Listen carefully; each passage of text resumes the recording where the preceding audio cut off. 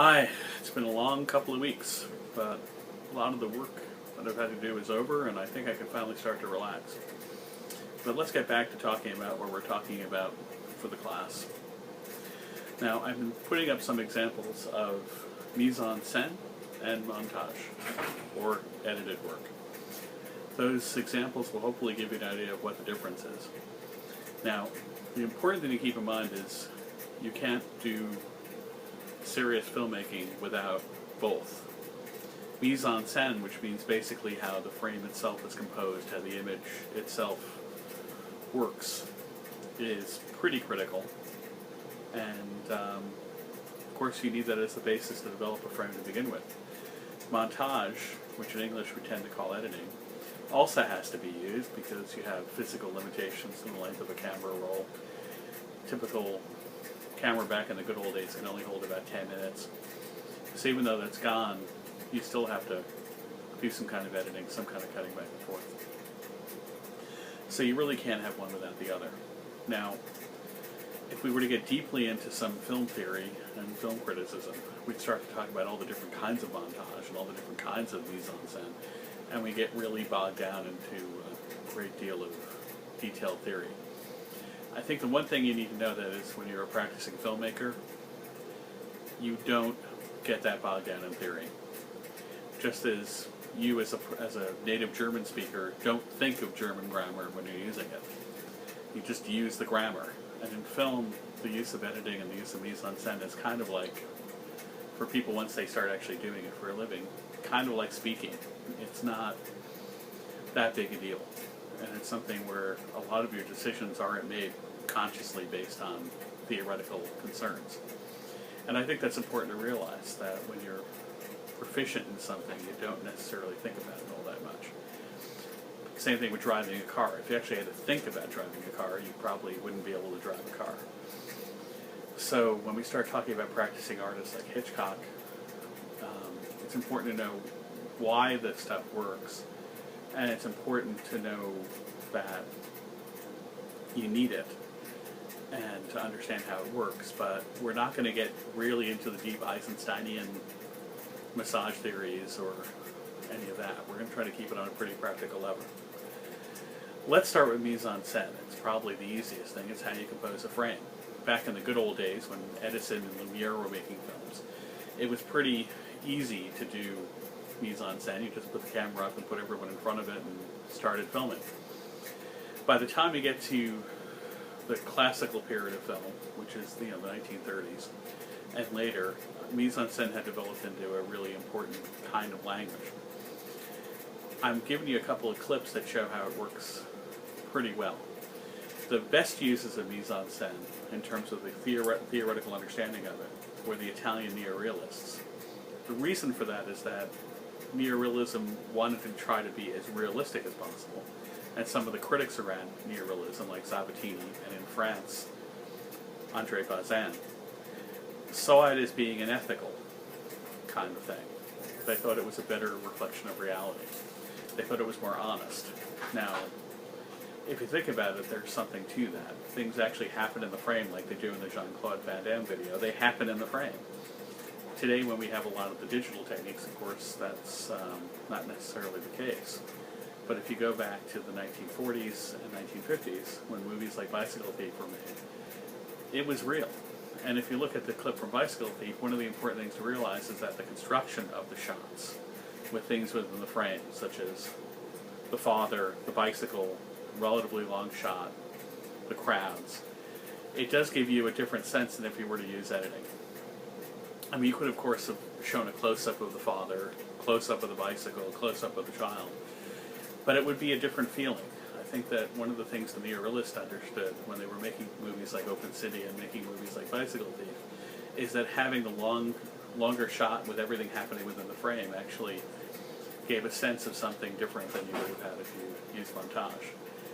I think one of the things that you do get is a sense of isolation, a sense of loneliness of the person. Ironically, by having the person in the frame, you're actually showing how isolated and how desperate they really are.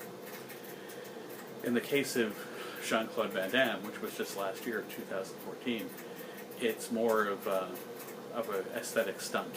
but it works, and it's very effective. Montage, which is the idea of putting a film together through different shots, is something that, of course, you use if you're doing a film with mise en scène as well. If you look at Bicycle Thief, well, it's using the general aesthetic of mise en scène. It did have to have editing to make the shots work and make the scenes work. Now, put up a clip from The Godfather of the baptism scene, and that's a good example of how montage is actually used as a creative, forceful way of making a point. As Michael Corleone is standing there as the new Godfather, as the baby gets baptized, while in the meantime all of the people who are opponents of the family are getting killed off to organ music and Christian ritual, it does say something very important about Michael's new position within the family.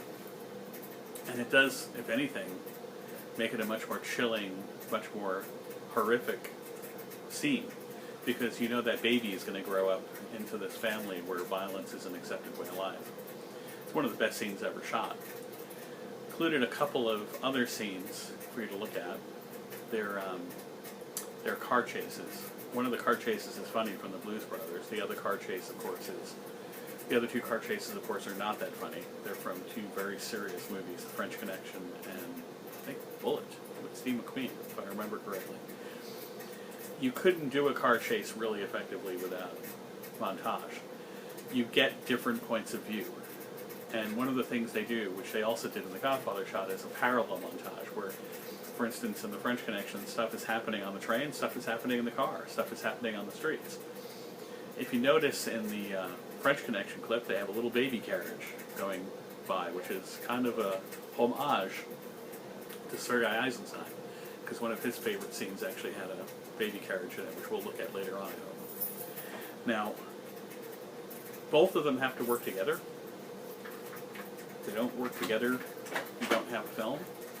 You can do a film without maybe one or the other altogether if you really wanted to go that far.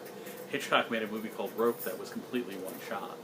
It's actually a pretty brilliant film of one shot, which of course it wasn't one shot. He just found a way to make it look like one shot. He was also very good at using editing, which you're going to see in Psycho. I mean, the shower scene in Psycho probably would not be effective as a mise en scène. You just saw, like, first of all, you would know it was Norman Bates. I hope this is a spoiler alert. The mother is actually Norman Bates, but I think you know that. But if you use the mise en scène, that would be pretty obvious. But there are elements of mise en scène in film also. So it's pretty important to keep that in mind. Now, I wanted to go back and look at these shots, look at them in more detail, try to figure out if you can understand how they work, and we'll take it from there. I might ask you to go into YouTube and look for some examples yourself.